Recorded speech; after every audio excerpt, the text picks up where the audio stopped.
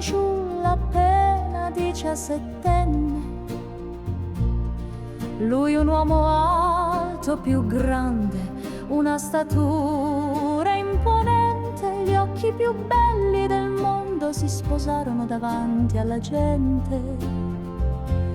Erano pazzi dell'opera, delle arie di Norma, talmente tanto l'amore da dare il nome alla figlia.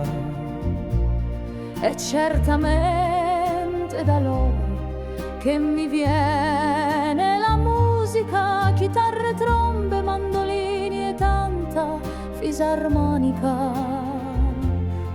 I miei nonni paradiso mi hanno lasciato un sorriso, una voglia di continuare la loro grande storia di amore. Ogni volta prima di scrivere una canzone sento il loro cuore pulsare al ritmo inconfondibile e mi dicono: Mario, ecco le parole.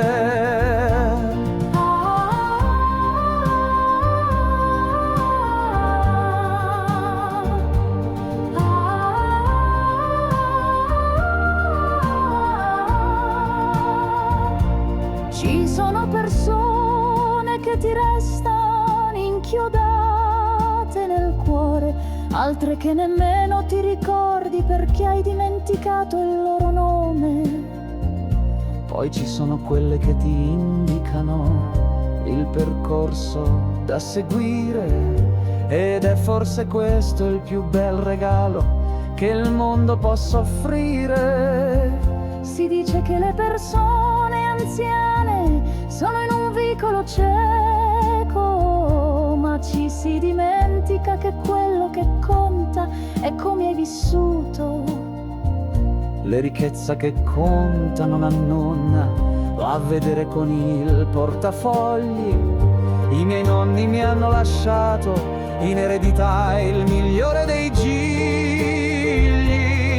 I miei nonni paradiso mi hanno lasciato un sorriso, una voglia di continuare la loro grande storia di amore. Ogni volta prima di scrivere una canzone sento il loro cuore pulsare al ritmo inconfondibile e mi dicono: Mario, ecco io nonni paradiso mi hanno lasciato un sorriso, una voglia di continuare la loro grande storia di amore. Ogni volta prima di scrivere una canzone sento il loro cuore pulsare al ritmo inconfondibile e mi dicono: Mario, ecco le parole.